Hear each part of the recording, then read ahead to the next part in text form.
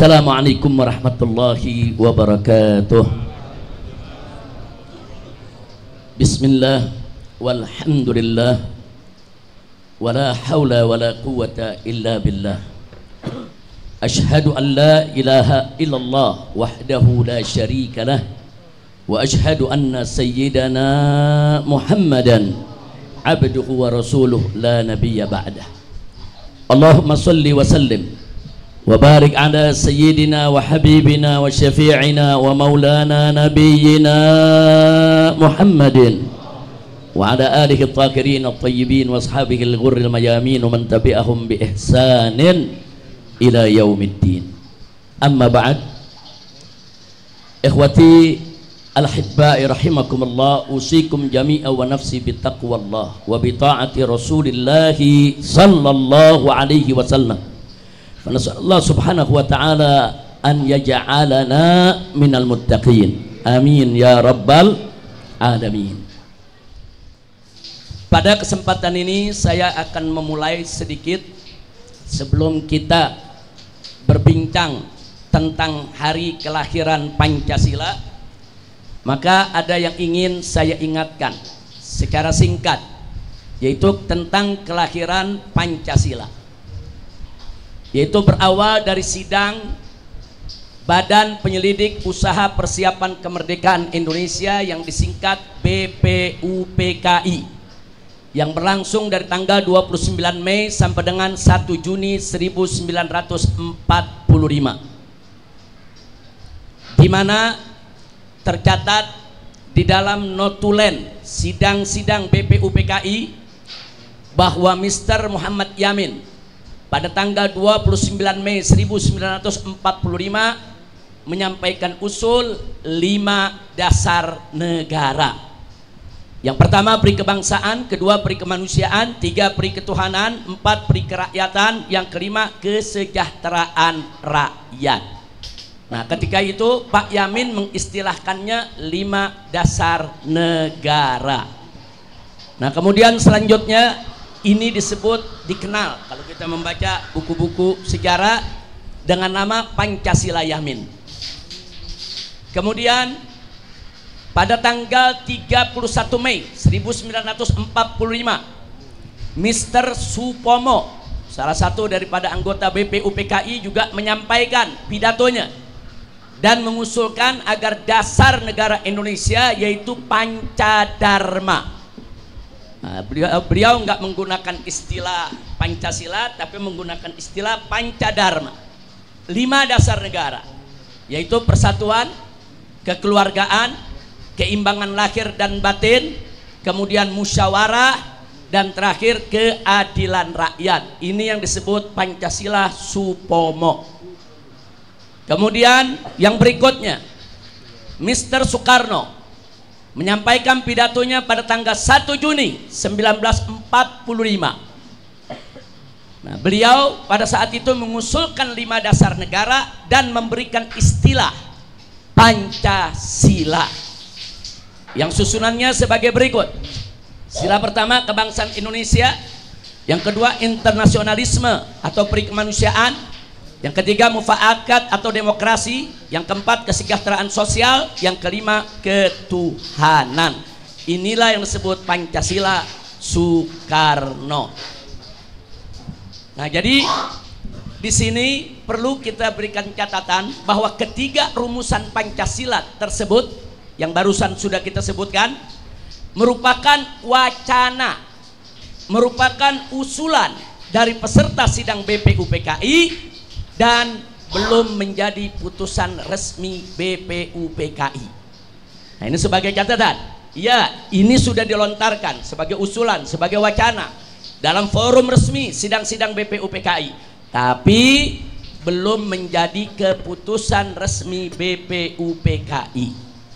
Baik, sebagai info, semua pidato para peserta sidang BPUPKI lengkap dengan durasinya, berapa menit mereka itu bicara, tersimpan rapi dalam satu dokumen yang disebut Pringgodikdo Arsip, yaitu sebuah dokumen notulen sidang BPUPKI yang semula ada di Belanda, lalu dipindah dan disimpan di Puro Mangkunegara, Surakarta. dan kini ada di Gedung Arsip Nasional. Nah, jadi seharusnya di Pringgadido Arsip ini seluruh pidato dari kelompok manapun, dari pihak manapun seharusnya tercatat, tersimpan, karena ini merupakan catatan notulen sidang. Tapi muncul pertanyaan, apakah usulan rumusan dasar negara Indonesia dari para tokoh Islam non sekuler juga tercatat dalam Pringgodido Arsip? Saya belum bisa jawab sampai saat ini. Kenapa? Karena selama ini saudara muncul lagi pertanyaan, kenapa tidak pernah diceritakan dalam buku-buku sejarah? Karena dalam buku-buku sejarah yang selalu ditampilkan yang 3 tadi itu. Nah, yang pendapat Pak Yamin, Pak Supomo, Pak Karno, itu yang ditampilkan.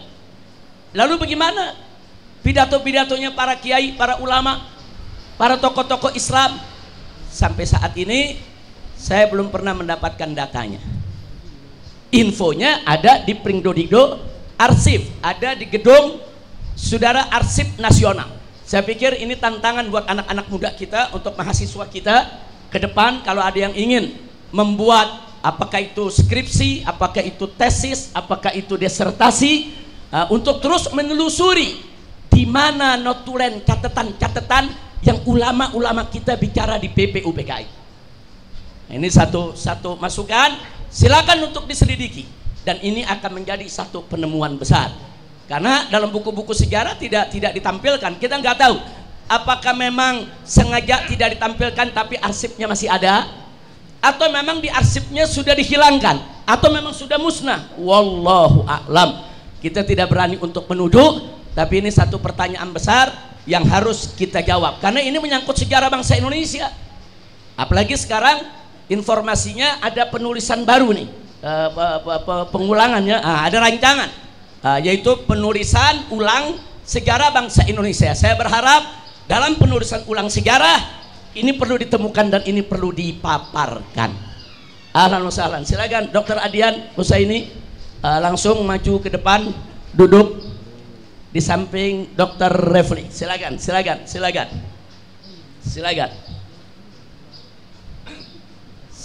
Dr. Adian. Ahlan wa sahlan. Ya marhaba. Di sini ada Kiai Haji Maulana Kamal Yusuf. Ya ahlan wa sahlan Kiai. Saya nggak lihat beliau datang, tahu-tahu udah di belakang. Terima kasih banyak Kiai Maulana Kamal Yusuf, hafizahullah taala wa ra'ah, famatanallahu bituli hayati wa nafa'ana bi ulumi fid dini wa dunya wal akhirah. Nah baik, selanjutnya saudara, kenapa saya meyakini bahwa di sana ada catatan-catatan pidato-pidato tokoh-tokoh Islam non sekuler? Kenapa saya yakini itu? Karena di dalam arsip tersebut tercatat dalam pidato Mr. Supomo. Beliau mengatakan di dalam pidatonya, kata beliau ini salah satu saudara anggota BPUPKI dan pidato di BPUPKI yang tadi ada susunan Pancasilanya.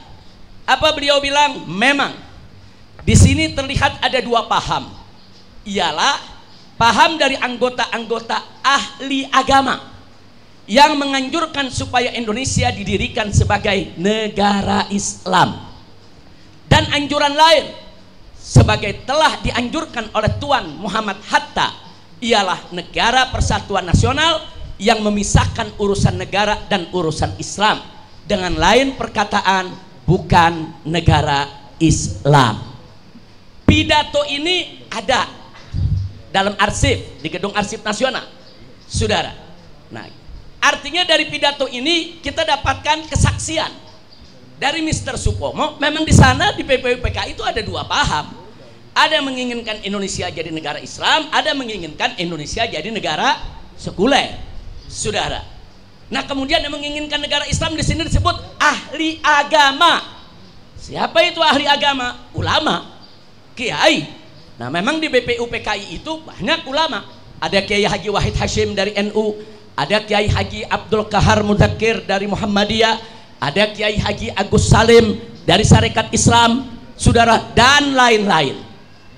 Nah, artinya ada kesaksian dari seorang tokoh yang masuk dalam kelompok sekuler nasionalis bahwa di sana ada pendapat, ada usulan dari tokoh ahli agama. Nah sekarang kita bertanya, di mana pidato mereka? Di mana catatannya pidato mereka? Di mana usulan-usulan mereka? Semoga pidato itu masih ada, masih tersimpan, hanya belum dipublikasikan. Jangan sampai pidato itu sengaja disembunyikan, apalagi sengaja dihilangkan. Na'udzubillah min dzalik. Nah singkat cerita, dengan kesaksian Mr. Supomo ini kita bisa lihat petanya di sidang BPUPKI yang pertama tanggal 29 Mei sampai dengan 1 Juni 1945. Nah, di mana di situ kita bisa lihat petanya, ada kelompok Islam nasionalis, ada kelompok sekuler nasionalis. Kelompok sekuler nasionalis kalau bicara agama, mayoritas mereka beragama Islam. Saudara, kelompok sekuler nasionalis kalau bicara agama, mereka agama Islam. Tapi yang saya maksudkan di sini adalah ideologi politiknya. Nah, jadi ada ideologi politik Islam nasionalis yang memang pengen Indonesia jadi negara Islam, ada yang memang ideologi politiknya sekuler nasionalis, yang nggak menginginkan Indonesia jadi negara Islam. Nah, di sini kenapa kita tekankan nasionalis? Jangan sampai ada tuduhan kalau kelompok Islam itu nggak nasionalis gitu. Nah, jadi baik kelompok sekuler maupun kelompok Islamnya, dua-duanya sama-sama mengusung rasa kebangsaan.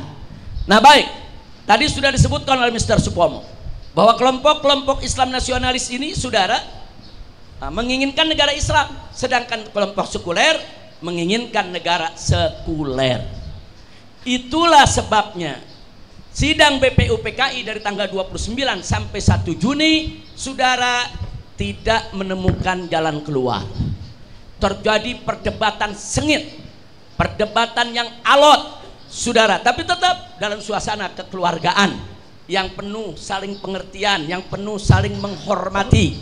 Tapi yang jelas tidak ditemukan kata sepakat.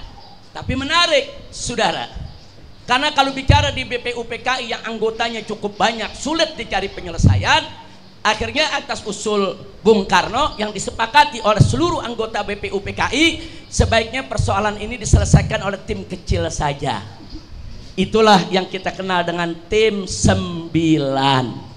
Nah, tim 9 ini, saudara, atau disebut juga panitia 9. Dari kelompok Islam ada Kiai Haji Abdul Wahid Hashim, ada Kiai Haji Abdul Kahar Muzakir, ada Kiai Haji Agus Salim, dan ada Abi Kusno Cokro Suyoso. Ini yang mewakili kelompok Islam. Sementara yang mewakili kelompok sekuler nasionalis ada Soekarno, ada Muhammad Hatta, ada Muhammad Yamin, dan ada Ahmad Subarjo. Ditambah satu dari non muslimnya, yaitu A.A. Maramis. Singkat cerita, kelompok kecil ini akhirnya mereka berdebat, adu argumentasi, berdiskusi. Singkat cerita, dapatlah kesepakatan. Hasil dari panitia 9 adalah lahirnya Piagam Jakarta pada tanggal 22 Juni 1945. Nah, artinya ini sebagai kompromi di antara kelompok-kelompok yang berbeda pendapat. Nah, kemudian, saudara, hasil ini dibawa ke sidang BPUPKI yang kedua. Yang pertama sudah selesai 29 Mei sampai 1 Juni. Nah, tim kecil bekerja, 22 Juni ada kesepakatan. Nah, bulan besoknya digelarlah sidang BPUPKI kedua dari tanggal 10 sampai dengan 16 Juli 1945. Singkat cerita, di sini pembelaan Bung Karno dan kawan-kawan luar biasa. Bung Karno mempengaruhi seluruh daripada anggota BPUPKI agar Piagam Jakarta yang sudah disepakati nggak usah diutak-atik lagi, nggak usah diperdebatkan lagi, karena ini sudah merupakan kompromi semua elemen. Elemen Islamnya ada, elemen non Islamnya ada, yang sekulernya ada, yang Islamisnya ada. Nah, dan berhasil upaya Bung Karno. Akhirnya seluruh anggota BPUPKI sepakat, saudara, bahwa Piagam Jakarta 22 Juni 1945 menjadi dasar negara Indonesia manakala Indonesia ke depan merdeka. Karena BPUPKI ini memang satu badan yang dibuat untuk persiapan kemerdekaan. Jadi mereka berunding, kalau besok kita merdeka nih, entah tanggal berapa ke depan, dasar negara kita apa? Nah, jadi ini pendiri bangsa kita luar biasa. Kita belum merdeka, mereka udah siapkan dulu dasar negaranya apa, yang mereka sepakati. Jadi jangan nanti udah merdeka baru ribut.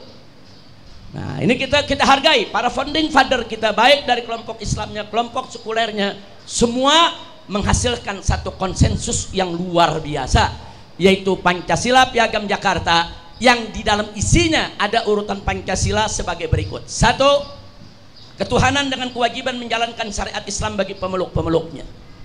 2. Kemanusiaan yang adil dan beradab. 3. Persatuan Indonesia. 4. Kerakyatan yang dipimpin oleh hikmat kebijaksanaan dalam permusyawaratan perwakilan. 5. Keadilan sosial bagi seluruh rakyat Indonesia. Inilah rumusan Pancasila yang merupakan konsensus nasional, yang merupakan kesepakatan para founding father negara Indonesia, dan catat baik-baik, menjadi putusan resmi BPUPKI. Tadi ada 3 macam Pancasila, usulan, wacana. Nah, lalu yang disepakati yang mana? Yang disepakati ini susunannya. Inilah disebut Pancasila Piagam Jakarta 22 Juni 1945. Dan inilah dasar negara Indonesia saat proklamasi 17 Agustus 1945. Jadi waktu kita merdeka 17 Agustus 1945, dasar negara kita tertuang di dalam Piagam Jakarta. Nah, kemudian berdasarkan cerita dari Bung Hatta, ada yang keberatan.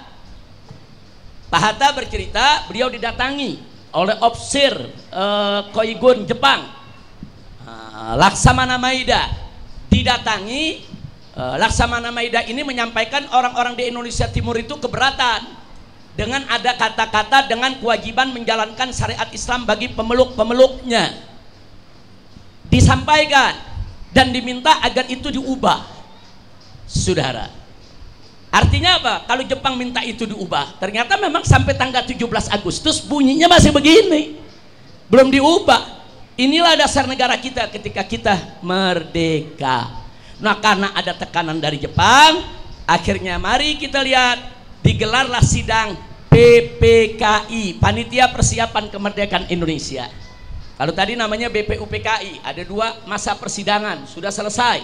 Dibentuk yang baru PPKI, saudara. Nah, ternyata tidak semua anggota tim 9 masuk ke PPKI. Tidak semua anggota tim 9, panitia 9 yang menghasilkan Piagam Jakarta masuk menjadi anggota PPKI. Nah, kemudian apa yang terjadi, saudara? Sila pertama Pancasila dalam Piagam Jakarta yang berbunyi ketuhanan dengan kewajiban menjalankan syariat Islam bagi pemeluk-pemeluknya diubah menjadi sila pertama Pancasila dalam Undang-Undang Dasar 18 Agustus 1945, yaitu ketuhanan yang Maha Esa. Jadi dengan kewajiban menjalankan syariat Islam bagi pemeluk-pemeluknya dihapus. Itulah kalau kita suka dengar diskusi-diskusi, ada 7 kata yang dihapus, ada 7 kata yang dihapus. Maksudnya 7 kata ini, dengan kewajiban menjalankan syariat Islam bagi pemeluk-pemeluknya dianggap 1 kata, ya kawan. Nah, baik, berkaitan dengan ini, memang ini ironis, Piagam Jakarta yang merupakan konsensus nasional dihasilkan lewat perdebatan alot dan sengit serta panjang melalui sidang-sidang BPUPKI dalam koridor musyawarah yang penuh rasa kekeluargaan dan saling pengertian, serta lintas sektoral tanpa campur tangan asing, melibatkan berbagai komponen bangsa secara representatif. Akhirnya diubah melalui sidang PPKI yang singkat dan terburu-buru. Kita katakan singkat dan terburu-buru, ada yang menginformasikan sekitar antara 2-3 jam. Nah, enggak sampai 1 hari, apalagi sampai berhari-hari seperti BPUPKI, hanya dalam beberapa jam saja. Nah, kemudian apalagi, saudara, serta tidak representatif. Kenapa kita katakan tidak representatif? 3 kiai saja, trio kiai yang mati-matian memperjuangkan Piagam Jakarta, saudara, enggak hadir dalam sidang PPKI. yang 2 memang tidak dijadikan anggota, yang 1 lagi sedang dalam perjalanan ke Jawa Timur. Jadi nggak bisa untuk menghadiri. Yang sedang dalam perjalanan ke Jawa Timur Kiai Haji Abdul Wahid Hashim. Nah, sementara Kiai Haji Agus Salim dan Kiai Haji Abdul Kahar Muzakir nggak menghadiri, saudara, padahal ada di Jakarta. Nah, artinya seolah-olah ini kayak dirancang nih, mau ada perubahan. Nah, jadi kalau kiai-kiai terlalu pinter jangan dihadirin dulu lah. Nah, nanti berdebatnya repot kalau kiainya terlalu pinter, ya kawan. Ini yang terjadi, fakta. Nah, makanya kita katakan tidak representatif karena tanpa dihadiri oleh tokoh Islam dari tim 9 yang merumuskan Piagam Jakarta. Juga ada aroma intervensi penjajah Jepang sesuai cerita dan pengakuan Bung Hatta sendiri, saudara. Nah, tentu ini ada implikasinya, bukan tidak. Nah, implikasinya kita lihat bagaimana reaksi tokoh Islam terhadap perubahan Piagam Jakarta. Pertama, Ketua Umum Masyumi, bukan Ahmad Yani ya, baru sekarang kan. Iya, ini Ketua Masyumi dulu ini, Bapak Prawoto Mangkusaswito.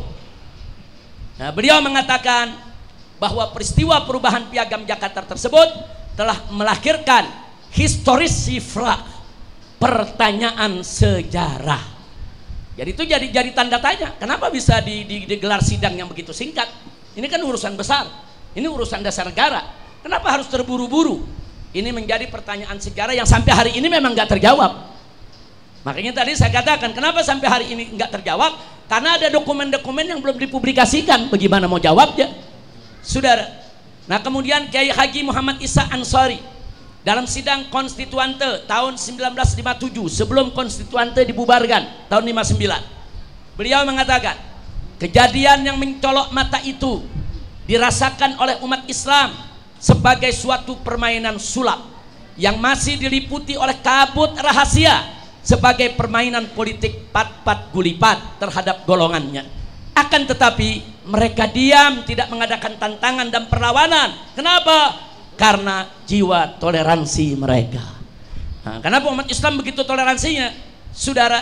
Kok nggak mau ribut? Kita baru merdeka 1 hari.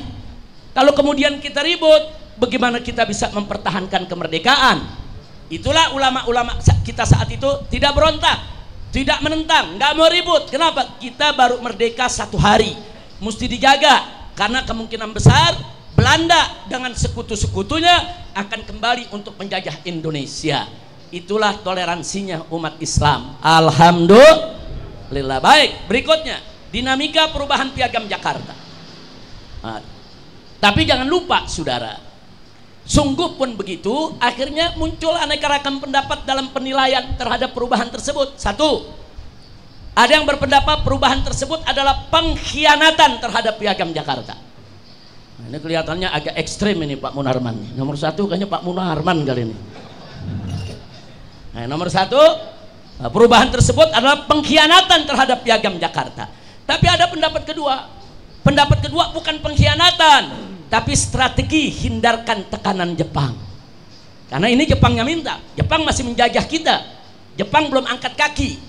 Nah, jadi untuk hindarkan tekanan Jepang, saudara, maka diakomodir keinginan Jepang tersebut. Nah, tapi ada pendapat ketiga, terlepas dari mana yang benar nomor 1 atau 2, tapi ada hikmah ilahiyah yang ketiga, yaitu dari sila syariat berubah jadi sila tauhid dengan kewajiban menjalankan syariat Islam. Ini sila syariat dihapus, diganti jadi ketuhanan yang Maha Esa. Tauhid bukan itu? Tauhid. Jadi umat Islam mau dikadarin nggak bisa. Wayam kuruna wayam kurullah wallahu khairul makir. Umat Islam mau dibohongin nggak bisa.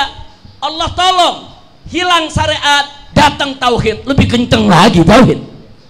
Nah, kira-kira jelas tidak? Baik. Nah, kemudian berikutnya dari sila syariat jadi sila tauhid, saudara. Karenanya Kiai Haji Muhammad Isa Ansori dalam catatan putranya, yaitu Haji Endang Saifuddin Ansori, pernah mengatakan bahwa satu-satunya alternatif bagi penyokong Pancasila ialah merelakan Pancasila dalam asuhan dan rawatan Islam. Nggak bisa, saudara. Pancasila dirawat oleh pihak lain nggak bisa, karena Pancasila itu lahir dari rahim Islam, harus dirawat dengan cara Islam. Yang berikutnya juga beliau mengatakan bahwa Pancasila mesti hidup dengan teman-temannya sila yang lain, 1001 sila yang tersebar dalam lembaran dan ajaran Islam. Nah, jadi ini kita bicara Pancasila dalam Islam, bukan Pancasila lagi, ada 1001 sila. Saudara, ada 5 sila dari ajaran Islam diambil sebagai dasar negara. Alhamdulillah, kita bersyukur. Walaupun kalau kita bicara jujur, di dalam Islam ada 1001 sila, ya ikhwan. Alhamdulillah. Kemudian yang berikutnya beliau mengatakan, bila Pancasila tidak dijaga dengan cara seperti ini, maka akan ditelan oleh imperialisme dan komunisme. Dan ini terbukti begitu Pancasila dirawat oleh seorang Bung Karno yang mengagumi Marxisme, saudara, akhirnya Partai Komunis Indonesia diizinkan hidup di bawah payung Pancasila. Nah, padahal kalau kita bicara Pancasila, nggak boleh PKI ada di bawahnya, saudara. Nah, kenapa bisa terjadi? Karena Pancasila tidak dirawat dengan rawatan Islam. Baik, Profesor Hasairin, sarjana hukum, dalam buku Piagam Jakarta, Demokrasi Pancasila, beliau mengatakan, dari manakah datangnya sebutan ketuhanan yang Maha Esa itu? Dari pihak Nasrani kah? Dari pihak Hindu kah? Atau dari pihak Timur Asing kah? Yang ikut bermusyawarah dalam panitia yang bertugas menyusun Undang-Undang Dasar 45 itu? Tidak mungkin, kata beliau. Istilah ketuhanan yang Maha Esa itu hanya sanggup diciptakan oleh otak, kebijaksanaan, dan iman orang Indonesia Islam. Alhamdulillah. Nah, baiklah, saudara, setelah panjang lebar kita sampaikan tadi yang menjadi catatan kita bahwa dasar negara Republik Indonesia yang tertera dalam Undang-Undang Dasar 1945, baik dalam pembukaan alinea keempat maupun pasal 29 ayat 1, bahwa negara berdasar atas ketuhanan yang Maha Esa. Ini dasar negara kita. Ini dasar negara kita. Kemudian yang dimaksud dengan ketuhanan yang Maha Esa adalah Allah Subhanahu wa Ta'ala. Dari mana kita bisa mengklaim yang dimaksud adalah Allah Subhanahu wa Ta'ala? Karena dalam pembukaan Undang-Undang Dasar alinea ketiga berbunyi, atas berkat rahmat Allah yang Maha Kuasa. Rahmat Allah yang Maha Kuasa. Itu siapa itu, ya kawan? Allah. Siapa itu? Siapa itu? Allah Subhanahu wa Ta'ala yang disebut dalam pembukaan tersebut alinea 3. Begitu masuk alinea 4 bicara dasar negara ketuhanan yang Maha Esa, maka yang dimaksud ketuhanan yang Maha Esa tidak lain dan tidak bukan adalah Allah yang Maha Kuasa. Alhamdulillahirabbil alamin. Nah, akhirnya kita simpulkan dari apa yang barusan kita sampaikan. Kita belum masuk ke soal hari kelahiran Pancasilanya, saudara. Saya hanya ingin menyimpulkan soal dasar negaranya. Kalau kita ibaratkan Indonesia ini suatu bangunan, dikatakan oleh MPR Indonesia punya 4 pilar, yaitu 1 Pancasila, 2 adalah UUD 1945, 3 Bhinneka Tunggal Ika, kemudian yang keempat adalah NKRI.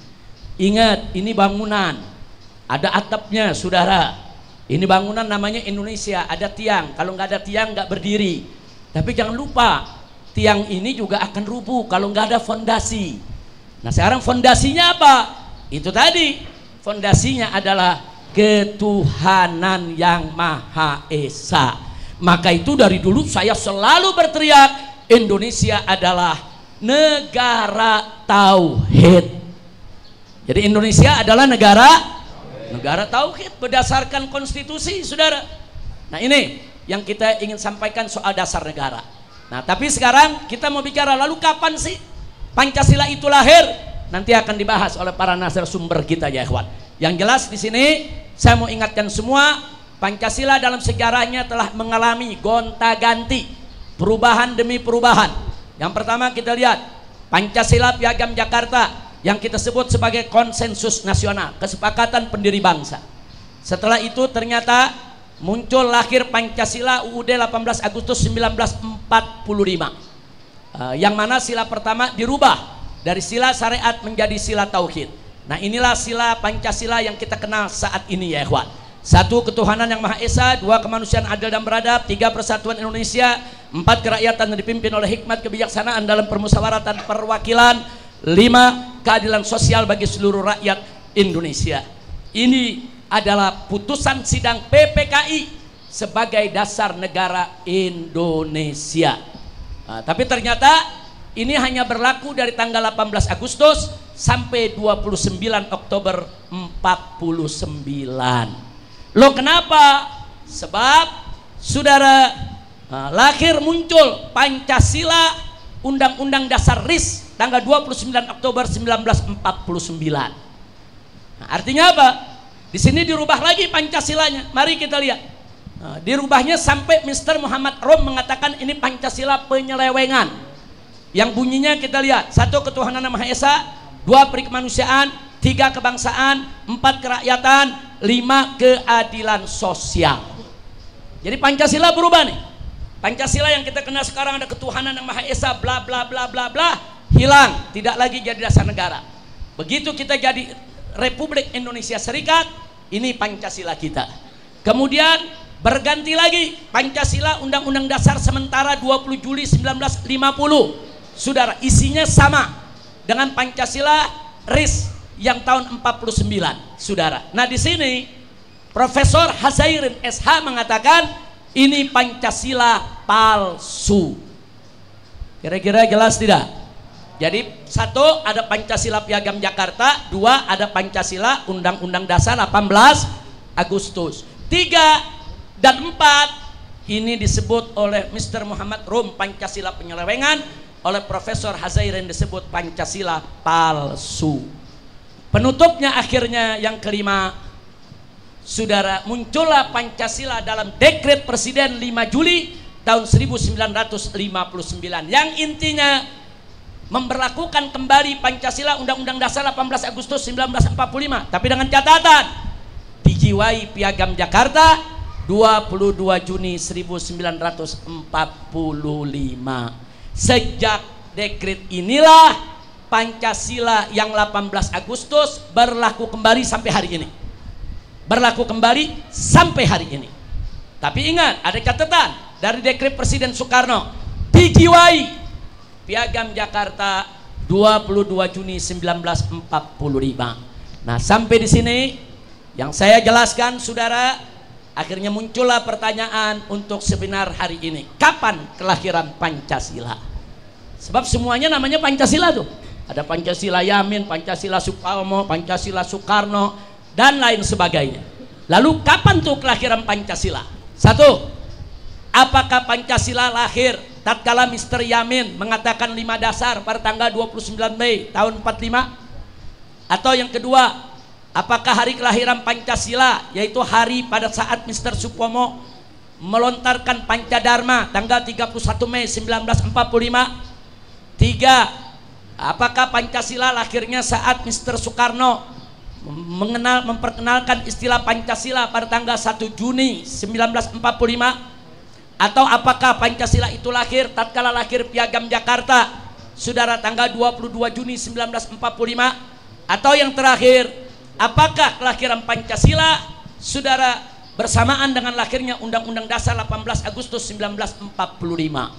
Yang mana yang menjadi hari lahir Pancasila? Yang jelas di rezim yang lalu pada saat Jokowi berkuasa, partai PDIP sangat dominan. Mereka memutuskan bahwa kelahiran Pancasila adalah 1 Juni 1945 saat disampaikan oleh Bung Karno. Yang mana yang betul? Wallahu a'lam. Ini tugas para narasumber kita untuk membedahnya. Kira-kira jelas tidak? Jangan ada pemungutan suara di sini. Nah, ini bukan pemungutan suara. Ini yang hadir di sini para ahli semua, para pakar. Selamat datang, Dr. Abdul Khair Ramadan. Ini pendiri HRS Center bersama Haji Munarman. Nah, kemudian diakuisisi ya. HRS Centernya pindah ke Petamburan. Tapi beliau tetap dengan Pak Munarman sebagai bagian daripada pembina dan penasehatnya. Alhamdulillah ya Rabbil Alamin. Nah, itu yang saya mau sampaikan, saudara. Akhirnya kita kembalikan yaitu ke Habib Ali bin Abu Bakar Attas selaku sekom daripada Front Persaudaraan Islam yang hari ini bertindak sebagai pembawa acara atau pengarah daripada seminar ini. Dari saya sekian, Terima kasih. Hadani Allah wa iyyakum ila siratal mustaqim. Wassalamualaikum warahmatullahi wabarakatuh. Waalaikumsalam warahmatullahi wabarakatuh.